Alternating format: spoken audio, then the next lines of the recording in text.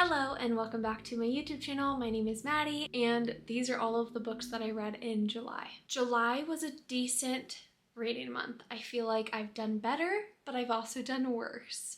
I read 9 books this month and I feel like that's pretty average for me. I actually am currently on the 9th book, but I plan to finish it within the next few days to finish out July. As usual, I'm going to start out with my lowest rated book of the month and then go all the way to my top rated book? Why did that sound wrong? Funny enough, I had no 5 stars this month.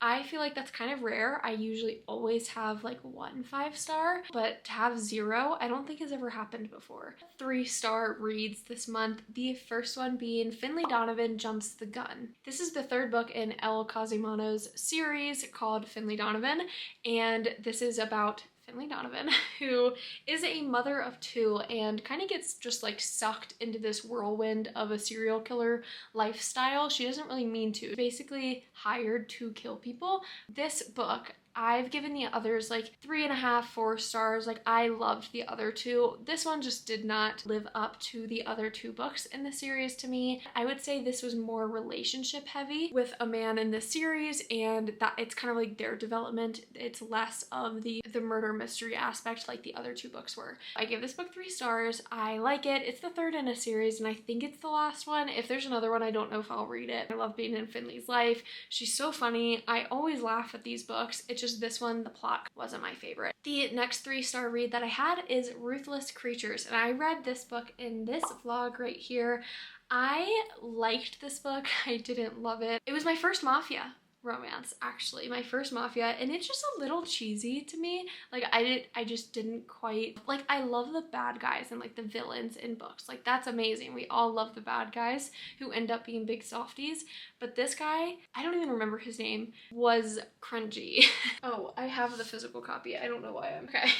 Here it is. Like this cover, I don't know. It was a good book and I was thoroughly entertained the whole time. It just definitely was not what I thought it was going to be. The main character, her husband, randomly disappeared one day on, I think like the day before her wedding day, and it's been 5 years since her husband disappeared and she's still really struggling to move on, but she ends up meeting her next door neighbor and he's in the mafia. There's not much to it. There's a lot of spice. It moved super quick. The plot was really flimsy. There's another book apparently and I'm not reading it. So 3 stars. Honestly, it could get 2 if I really think about it, but when I rated it at the time, it was 3. The next 3-star read, again, kind of an average month. I read The Diamond Eye by Kate Quinn. Love Kate Quinn. I love her writing.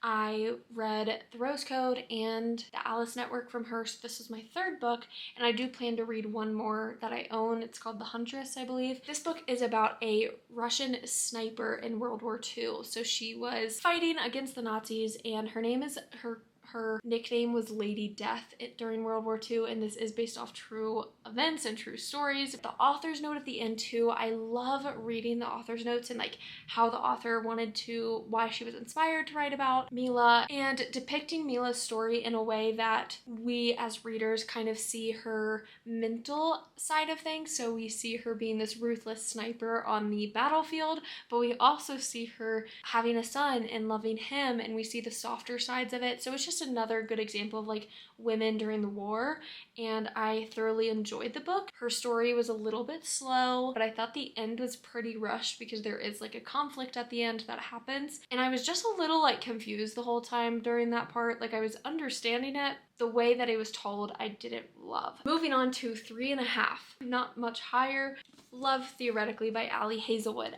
This is about Elsie and Jack. Elsie is a theorist and Jack is an experimentalist, and those 2 sides of science kind of clash. So this whole thing is kind of like enemies to lovers. Like she's always hated him. He doesn't really know about her until she applies for a job in his department. And there is a little bit of miscommunication because I feel like Ali Hazelwood always puts miscommunication in there, but it was not as bad as her past books. Like this one I could tolerate. And it was super spicy, super sweet. Jack is just this big like gentle giant, also like wants to care for her, and he's a little competitive. So their bicker and banter back and forth was wonderful. I did really enjoy the book. I think that I still like The Love Hypothesis better. If I had to like rank them, Love on the Brain would definitely be my last. So this kind of falls in the middle of the books that I've read from her. I have read all of her novellas too, but I'm not going to categorize that in the 3 big ones. So I did enjoy this. I'm glad that I read it, and it fits perfectly on my rainbow shelf right there. Moving on to the 4-star category, and actually the last category, because again, I didn't have any 5-star reads this month,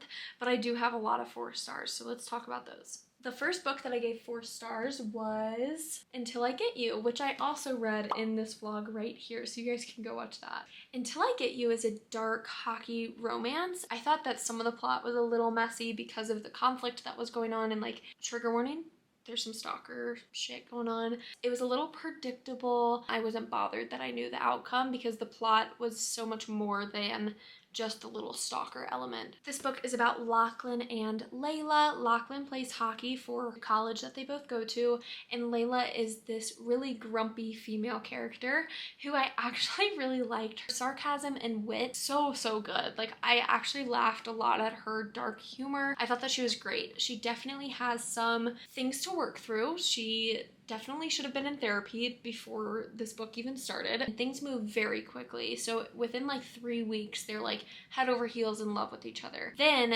something happens kind of like not very far into the book, like 20%, and it time jumps 3 years later, and Lachlan is like a hockey pro and Layla is kind of nowhere to be found. It's a darker icebreaker. Like, Icebreaker by Hannah Grace is all flowery, cute relationship, mental health, solving a lot of issues, like relationship issues, very good in that one. This one does the same thing, but it's a little on the darker side. So if you liked Icebreaker, but you want a little bit more trigger warnings added, this is the perfect book for you. The Great Alone by Kristen Hanna. You guys know, if you guys have been watching the past few months, I've been dipping my toes into historical fiction. So dark, so gory, so graphic and sad, and during some parts it'll leave you feeling a little icky, but characters, how attached you get to them, how devastating some of the things that they go through are in Alaska. Like, this was so good. I listened to this book and I think that helped a lot. I like the narrator that Kristen Hanna uses. I forgot who it is, but if I find her, I'll put her right here. But I really like the narrator. And Lenny, sorry, I can remember the main character's name. Lenny and Cora are mother and daughter. Cora has been in a very abusive relationship with Lenny's father. His name is Ernst, and they end up deciding on the whim to move to Alaska. It's just a very big lifestyle change, going from Washington, like Seattle area, I believe, to Alaska. Stuff happens. Like, this book is pretty dense. Like, I don't want to say anything. If you like historical fiction or you're wanting to get into it, I think this is a great one. I think this one moves a little bit slower than her other ones, but I felt like I was just on this journey with her in life and going through some really hard things, but making it out on the other side. It's just another really great example of how resilient and strong women can be in a shitty situation.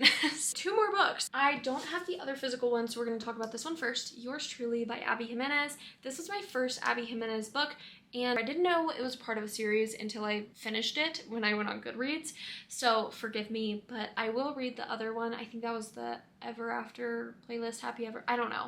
That one, I will read it eventually because I loved this one so much. It got 4 stars. Now hear me out. I almost gave it 5 stars. Brianna and Jacob work together. They are both doctors in the ER, and they get off on the wrong foot, but they make it up to each other by writing each other little secret notes during work to like exchange back and forth. So there are those, I love books like this. I love it when they have this, hold on, written, you guys see that? The little letters. I don't think you guys can see that. Anyway, they write little notes back and forth to each other, and that kind of builds their relationship. Jacob does have severe social anxiety, so he does struggle at first to communicate his feelings, but they end up in a fake dating relationship somehow. I don't want to tell you how, but the reasoning behind it is so stinking cute, and I absolutely adored this book. The only issue that I had, and it made me drop a whole star, was Brianna was a little aggressive at some points and would never, she was a little rude. Like, she would never let Jacob finish a sentence. Jacob already has social anxiety, and like sometimes he couldn't get out what he was trying to say. and like he couldn't get his thoughts across the right way that he wanted. But Brianna always interrupted him and like never let him finish and never let him get his point across. I will say she was very aware of his social anxiety and very accommodating and very helpful. So I'm not saying she wasn't, but just a little aggressive to the point where when there were some communication issues, she never was able to like let him finish speaking. There was one part and I was so sad and like just wanted to jump through the book and hug Jacob. Like I felt terrible for him because of the way that Brianna had treated him. So that kind of irked me. I did film a whole reading vlog on it. So if you want to go watch that, you can. 4 stars. I think that's a pretty good rating for a book that I was kind of annoyed with the main female for. Yours truly. The last and final book that I read this month, oh no, that's a lie. Technically, I'm in the middle of reading one. I'm gonna get to that one in a minute. But Divine Rivals by Rebecca Ross. Wow. I gave this one 4 stars also. I'm really excited for the second book. I feel like after reading the second book, I'll be able to better decide what star rating I want to give the first book. Like I think 4 stars for now, but it could be like a 4.5, 5. Book itself was the most beautiful writing. It was so flowery. This is a fantasy romance book. It's, again, very flowery, pretty writing. The 2 main characters, they are workplace rivals and kind of like enemies to lovers, but they don't really like hate each other. Competing for the same position. They both write for a journal. There's a war going on. They get the opportunity to go into the war to write about it. And it's so stinking cute. They each have typewriters that are magically linked.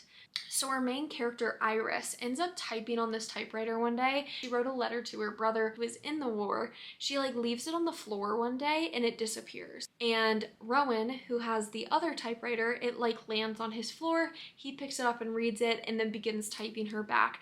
It's so sweet. Like I want to get the physical copy just to reread it so I can highlight and mark it up because there were so many good quotes. I read it in this vlog also. I spoiled something for myself because I looked it up. I looked up the second book to see if there was a second book because I didn't even know if it was a series or not.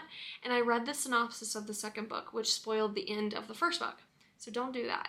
Again, it got 4 stars. It could change. I feel like right now 4 is pretty good. The only reason it didn't get 5 is because I feel like if this was a contemporary romance, we would all think they were insane because they fell in love so quick. If it was contemporary romance, we'd be like, that was insta love for sure. But because it's fantasy, I kind of let it slide. I was like, it's fine, whatever. The last book, I haven't rated this one yet. I am in the middle of reading it. It's A Soul of Ash and Blood by Jennifer Armentrout. This is her, I don't want to call it a novella because it's 600 pages, but it's Castile's POV from Blood and Ash. So it's like him recounting memories because Poppy's in a stasis state right now. I don't want to go into it. I'm in the middle of it. I could see it getting maybe like 3.5 or 3. Like I feel like it's not like a main book, but it's a good refresher. Like it's kind of reminding me of the previous books and giving me like insight on Castile's POV, but it hasn't really done anything for me yet. I love that world and I love Castile and I love Kieran, so I'm enjoying the book so much.